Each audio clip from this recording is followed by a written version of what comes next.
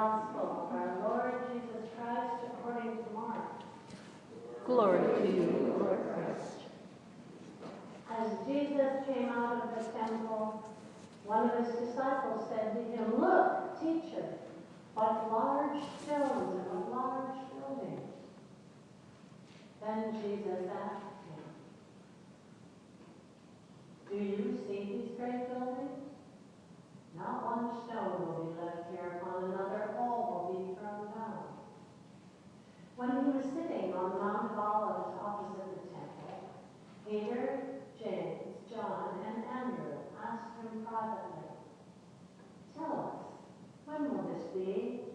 And what will be the sign that all these things are about to be accomplished?"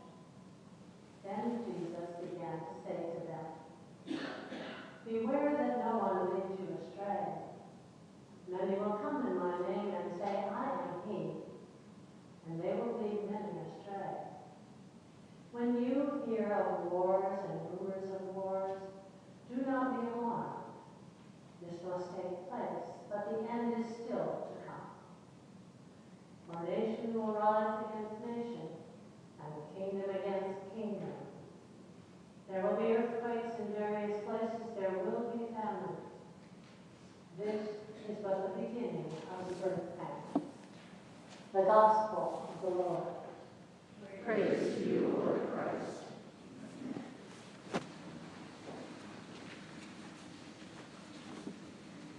In the midst of the drama of predictions of the revered and glorious Second Temple in Jerusalem coming down, amidst Jesus' warnings about false prophets and conflict and famine, the end coming, we might miss one or two small things.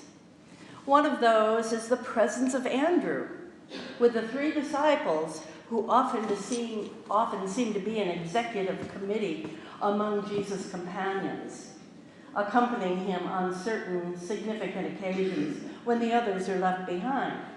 But here is Andrew, the saint that we celebrate on this day. Andrew has few mentions in the Gospels, yet he played a key role in the very beginning of Jesus' ministry.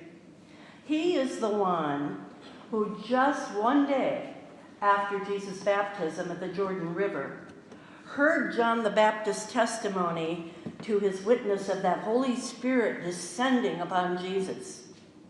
Andrew not only followed after Jesus, but stayed with him, and then went out to bring back his brother, Simon Peter. That initial act and that invitation might have been the small spark that set off the whole Jesus movement. But here we are today with Andrew and the others, not at the beginning of Jesus' earthly ministry, but almost at its end. Jesus has made his triumphant entrance into Jerusalem at this point and is teaching the last of his lessons to those who will soon need to carry on. They have come to this magnificent temple, the very center of their Jewish faith, for one of their holy festivals. They listened as Jesus critiqued the self-important scribes who walked around in their long robes seeking recognition and praying long prayers to show their piety. They watched as a destitute widow, apparently not cared for as the Jewish law required, gave everything she had to the temple treasury, though she was probably being exploited by the temple system. And now, in today's reading, they hear Jesus predicting that that temple itself will soon crumble to the ground. A 400-year-old architectural wonder of massive rocks so heavy that they needed no mortar to hold them in place. This magnificent place, refurbished by Herod with so much gold on the stone walls that they dazzled and nearly blinded those who approached in the sunlight.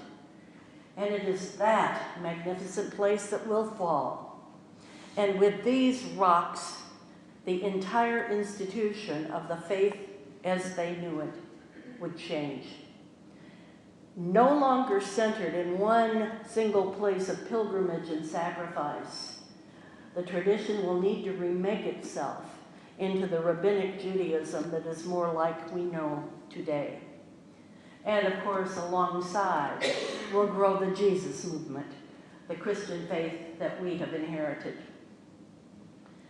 Now, it is not exactly easy to preach about temples crumbling and buildings falling down in this place where we are so greatly enjoying our new parish house built upon ancient rocks. As we have just begun to discover its possibilities for our community of faith, the possibilities in the midst of newness that tends, or in the midst of news, national news, that tends not to be so positive in the broader world of the Christian church. Several of us have just returned from our annual diocesan convention, where 118 of our 123 congregations gathered with our bishop to worship, to learn, to do the work of this church.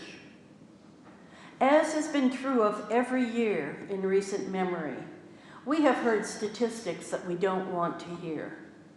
In both our keynote speaker's address and in Bishop Lee's sermon, we heard of continuing trends where church and religion are not significant parts of people's lives, or where they are, that the faith may not be at the center of their church participation.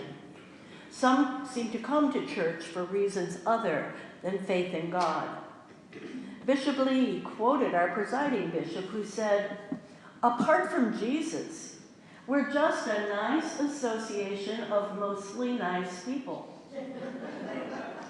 Bishop Lee prefers to say it this way: "We are sort of a Rotary International with hymns."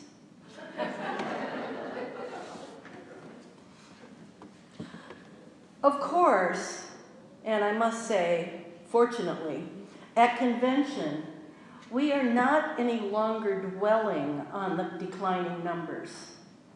We're not so much wringing our hands in despair, at least not as much as we might have been 10 or so years ago. I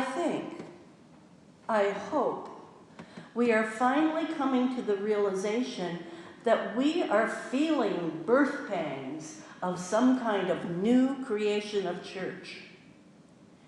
Jesus talked of birth pangs just beginning and an end coming.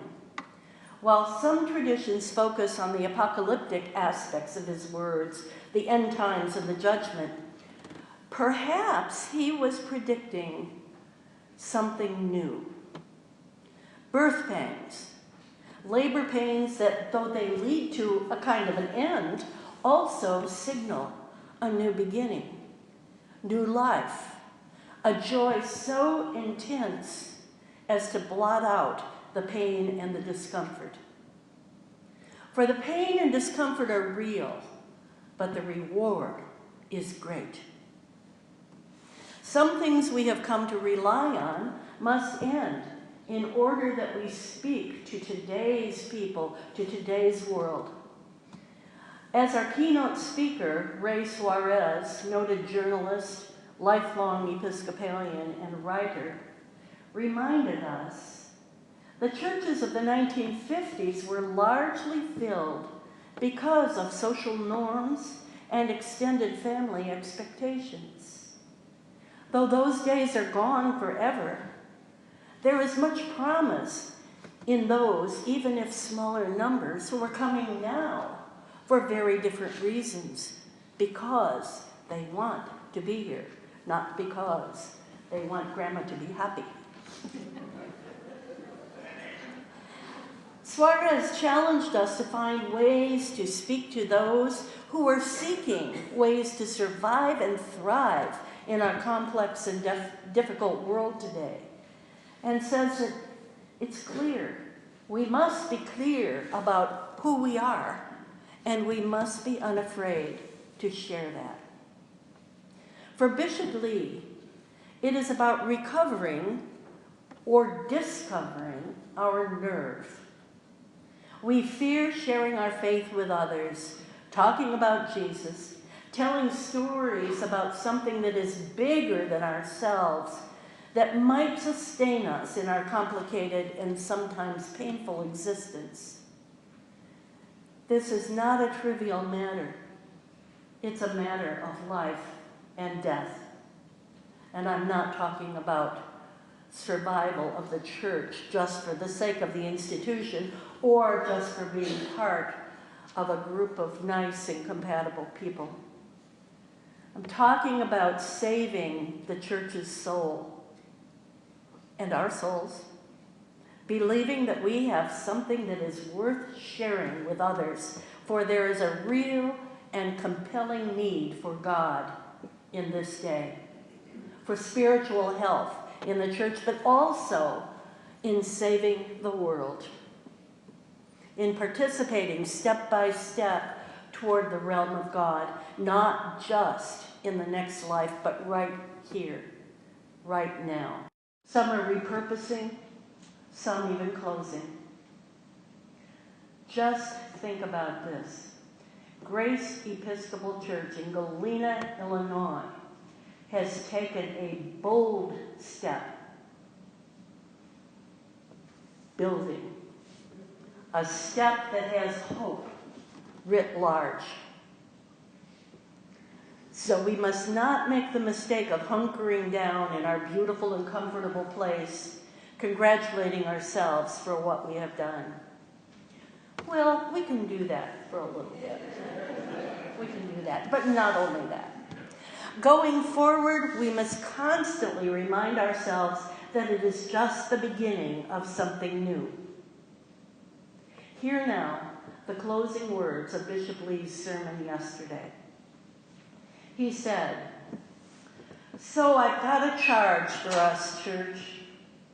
Let's recover or discover our nerve, our confidence that God has given us a way of being Christian, a way of following Christ that leads to life, a way of living not for ourselves alone, but for the one who died for us and was raised again, a way of loving and giving and caring for a world that seems bent on suicide. I think that's the mission of God, that God has chosen of all creatures, you and me. I do believe I'd have chosen someone else, but God has chosen, for some reason, us to be partners in God's project of saving this world from self-destruction." He goes on, "Let us rediscover the wild, unprovable, too good to be true proclamation that Jesus Christ is alive and will not leave us comfortless. Whether you think you're a skeptical cynic," these are categories in a study that he quoted, "whether you think you're a skeptical cynic or an uncertain optimist or a devout believer, do not be afraid to share in whatever ways are natural for you that somehow, in some mysterious way, you have found in the company of the church something that's worth sharing, maybe even in ways and for reasons you do not quite understand. Because here's the truth that I believe with everything I've got. You did not choose this, not any more than you chose to be born. God chose you. Jesus Christ has chosen us, all of us, to be his own.